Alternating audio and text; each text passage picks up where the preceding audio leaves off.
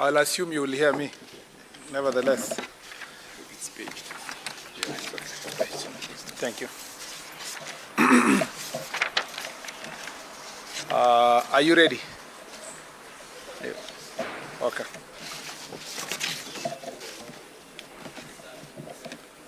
This podium is overwhelmed. Okay. Thank you very much. Again, this is an update on the security situation following today's demonstrations, as I spoke about yesterday. We wish to update the country on the state of national security following today's demonstrations. First, I would like to commend all Kenyans for heeding the government's call to maintain peace and go about their daily activities. As I said yesterday, today was a working day like any other day, working and school day like any other day, and I want to thank all Kenyans. I don't need it to communicate. And that it was an important day, a working day for every Kenyan. I wish to report that the widespread cases of, generally I want to say that I commend Kenyans for the peace and going about their business. I also wish to report that no widespread cases of looting, vandalism, skirmishes or injuries were reported in the country in relation to today's demonstrations. This is not only commendable, but also testament to the maturity of our politics and governance. Today is a proof that when demonstrations are conducted in accordance with the provisions of the Constitution, peace and security are guaranteed. This is the political culture we should encourage to promote as a country. That notwithstanding, we look forward to the day when demonstrations will not affect those who have nothing to do with them. Today's development is, however, encouraging.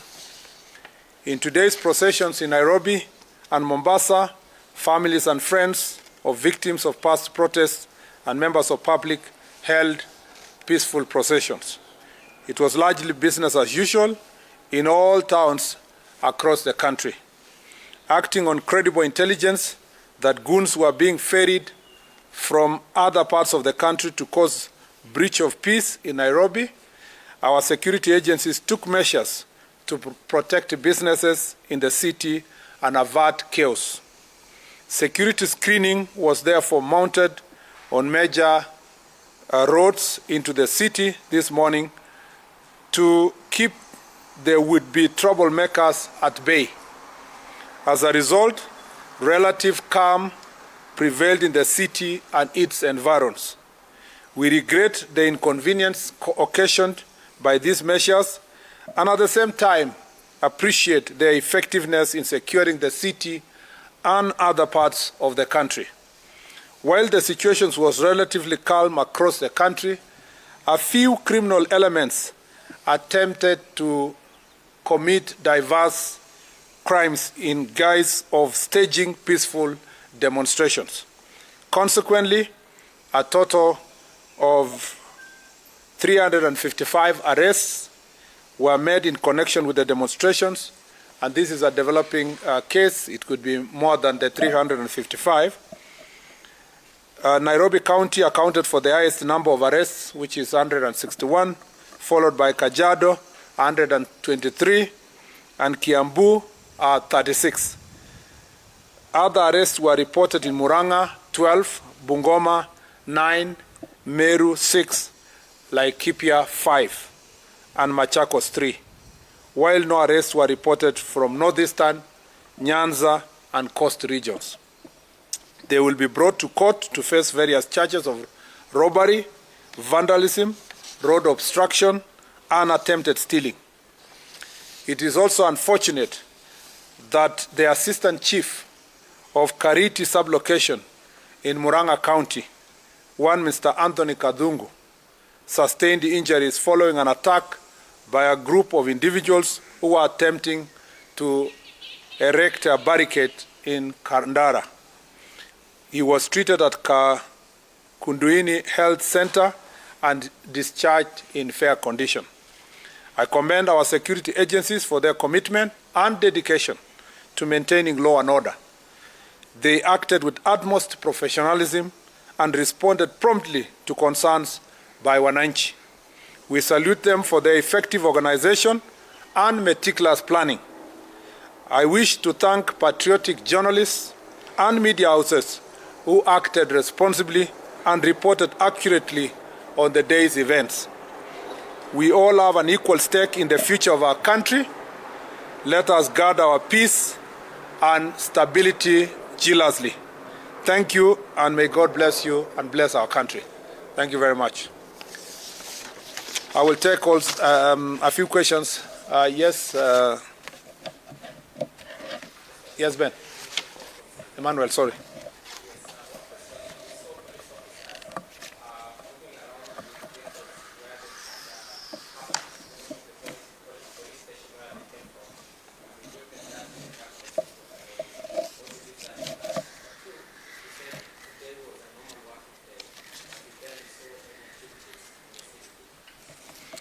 Thank you very much. I said today is a normal working day, and it is true.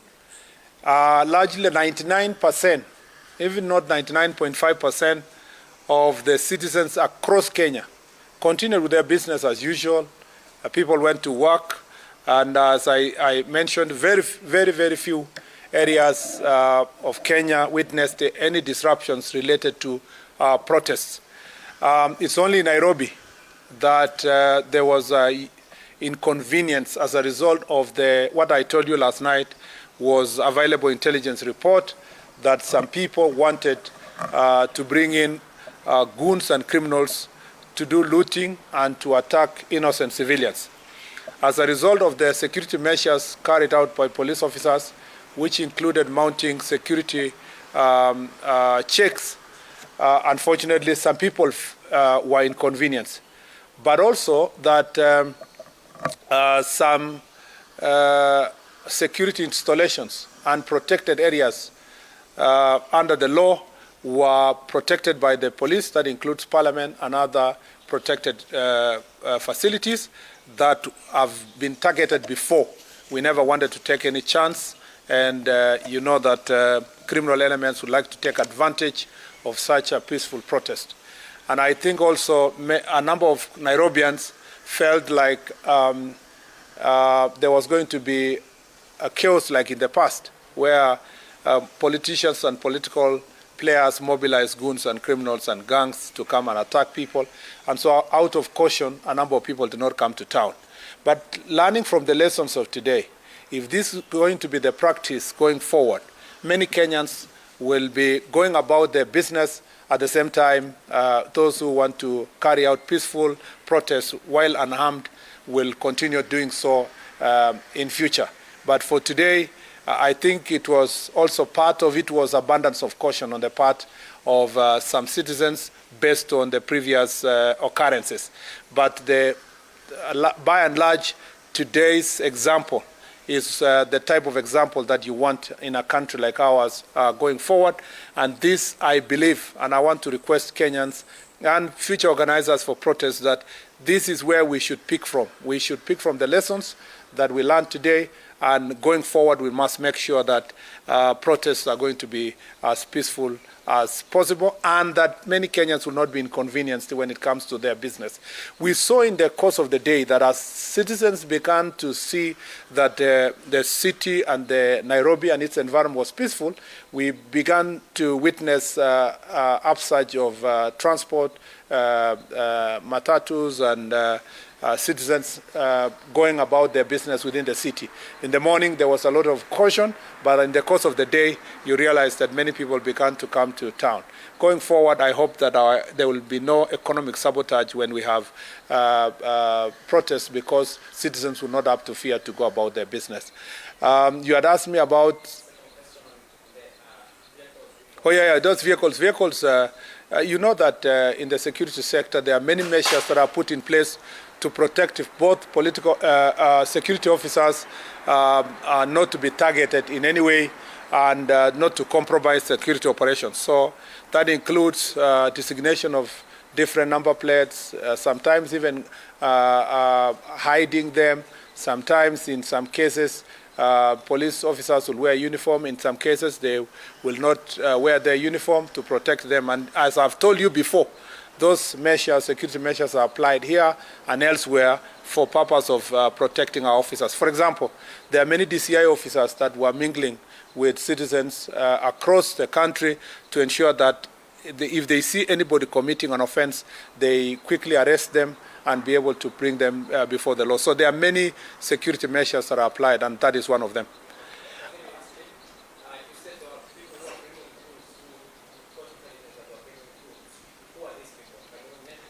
The people who are, some of them have been arrested. So when they appear before court, you will see them being charged for organizing or attempting to organize criminal activities. Of course, as I've told you yesterday, and I continue emphasizing, there are cases where you have general information about certain political actors and what they plan. And as you saw even today, yesterday I didn't mention any name, but as a result of what I said yesterday, one of them lifted his hand up and started responding to me in the morning. So, you know, it's only the guilty who are afraid.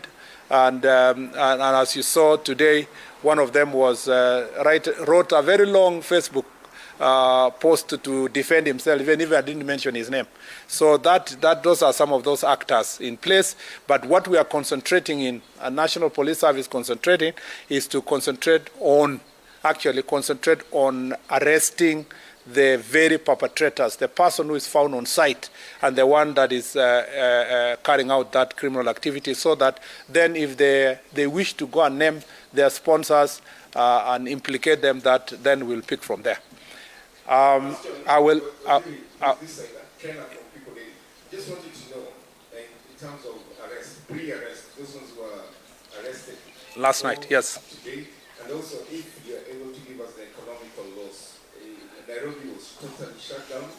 People were not able to make it to the migration stations, who had appointments with the passports, the doctors, and all that. Are you able to give us the economic cost? Amount of economical loss, both in terms of public and private loss, and also the pre-arrest and exactly the number of people you arrested and where? Thank you. Let me say I had already listed the number of people that have been arrested in different parts. That list, you know, there is no before, because it was a very short time. Between the time last night and this morning and up to now was a very short time. It's not even 24 hours. So it's difficult to say there is a pre and post. And you see, less than 6 hours after our press conference yesterday was today. Last night the police continued to carry out their responsibilities. There was no time to segregate that. This one was arrested at 3, at 9, at 10, or midnight, past midnight. So it's a very short time. And that is not very material. What is material is that where they were arrested, what they were arrested for, and when they will be presented to court. You know, of course, that you cannot hold anyone beyond 24 hours. So by tomorrow, a number of them will be presented to court. Some also have been arrested. They record statement, and investigation can continue for those who have been released from being arrested. On the question of economic cost of this, basically shutting down or closing businesses, and the inconvenience caused by the demonstrations, I must say that we are not properly competent to respond to that question. The most competent institution is the National Bureau of Statistics, working together with the business community. They will give us their statistics. There have been various numbers that have been shared in the past as a result of demonstrations, and I think I'll leave it to that. I'll leave to the National Bureau of Statistics and the economists to be able to share, and the business community to do so. Yes.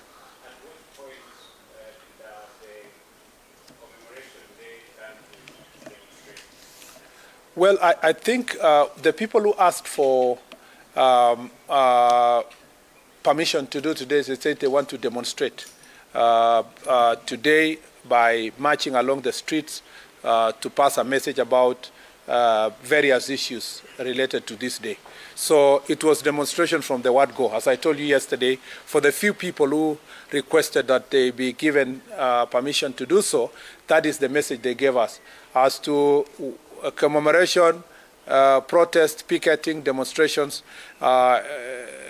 will be actually splitting hairs. The point is that today people requested that they be given security to carry out demonstrations, and at the same time, politicians all over the country, as you know, and you saw them, tried to take advantage of this day, and they went about all over the country from yesterday, the day before, trying to say all Kenyans must come to the streets.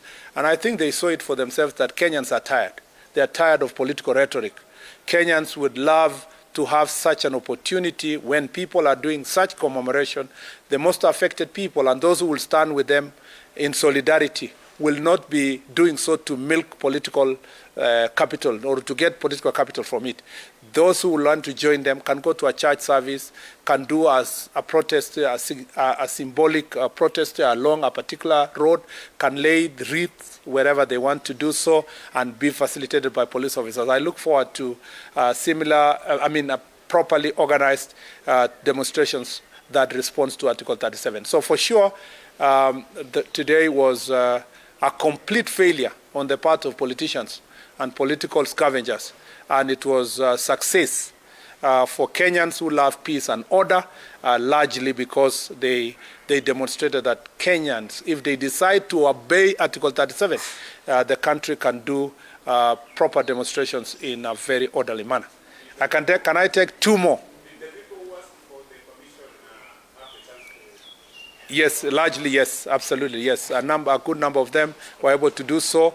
Remember that the police do not know exactly the total number of people. We just know the response, the letters they gave, and you saw they went and laid a wreath in Parliament. You also saw in Mombasa they were escorted, and they did very good protest. Let me take this opportunity first to say Mombasa is a very interesting case, and I must thank the people of Mombasa. Last year and this year, they did exactly the same.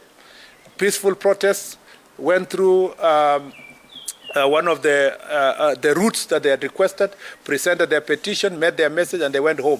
Mombasa is such a great example. If there is something we should borrow from Mombasa city, is that it's a great example of a city for now 2 years consecutively that have carried out public protests and demonstrations in a peaceful manner, and we hope to borrow from Mombasa going forward. Last question. Allow me to allow other people to Thank you, for the nation. Waziri, you said the chief was what was the extent of the injury and the three arrested. Some of them are then it's good you mentioned that someone in the morning really felt things were hot and had a long course. I know of one, the former deputy president. He had very serious allegations that 15 officers were organized to create harm to him and people in the area. And those are grievous allegations. Perhaps what is the government's response to this thing? First, let me start. The chief was treated. The chief in Muranga was treated and released, and is in good condition. At least it was properly attended to by medical personnel, and I'm happy that his life is out of danger. On the part of, I know some people would like to know how many injuries. So far, there are no other reported injuries, but if and when it's reported, we will make sure that it is given out to public. Except for the chief, there are no other reported injuries. On the question of allegations from the impeached deputy president on the danger of his life, I must say that in his usual manner, that is who he is. We are used to his normal song. By the way, I find it very strange that a person who once held public office continues with his tribal tirade. For example, he quickly forgets that there is an Inspector General of Police called Mr. Douglas Kanja, and he just likes talking about the Deputy Inspector General of Police because he has a very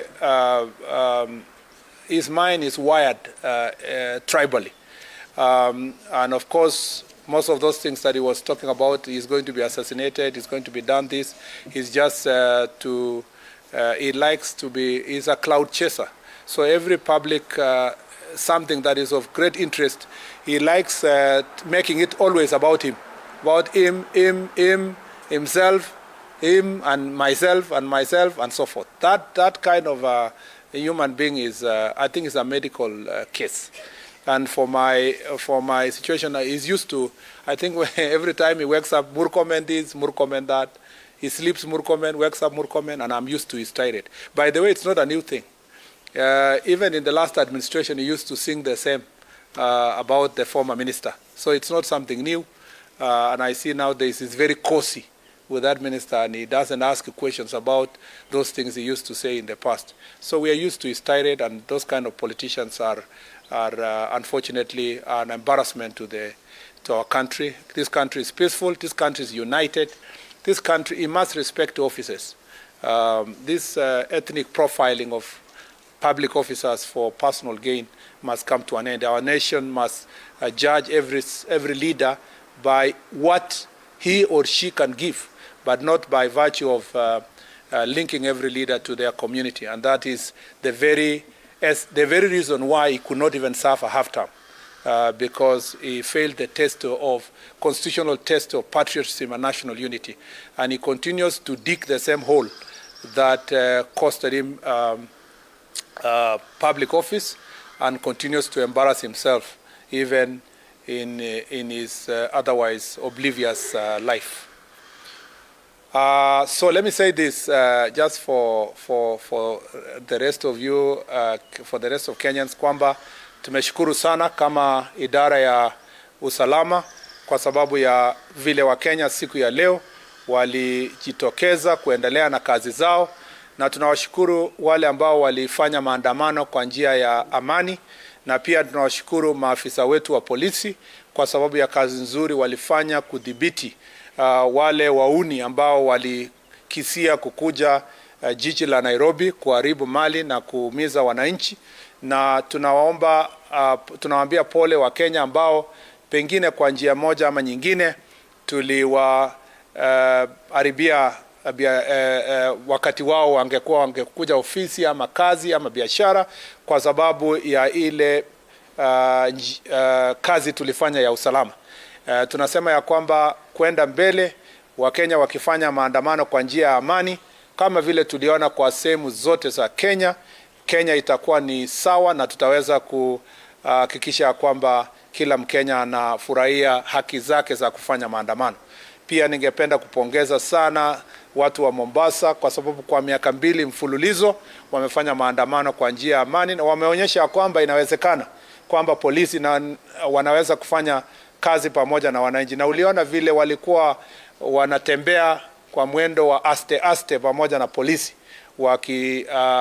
wakiendelea na mambo ama wakitangaza maneno ambayo walikuwa wanataka kutangaza, na nimefurahi sana kwa sababu ya hiyo. Ya mwisho, na washukuru vyombo vya habari na pamoja na wanahabari ambao walikuwa leo wakishikilia doria, kwa sababu mlifanya kazi nzuri. Wengi wenu mlifanya kazi kwa vizuri na kuripoti vizuri, and I want to say thank you very much. And I wanted to tell the gentleman from NTV, I saw the reporting in Thika Road where some journalists properly say that the police were tear gassing men who are criminals who are throwing stones. Thank you very much for that. And I think that should be the position going forward. And when I pick on them, it's just because of what I saw. But most media houses really today did proper reporting. I think the next phase is the analysts that you invite to the media houses. Some of them they're extremely opinionated about their position. And sometimes the person who is in charge of the interview is probing them, allowing them to continue speaking the way they want. A responsible media house will always, and a journalist will caution them that don't say something that does not have proper evidence. But as a person who has really benefited from media coverage now and in the past, I must commend the media houses today for a job well done. We are very proud of you. Asanteni sana. Thank you.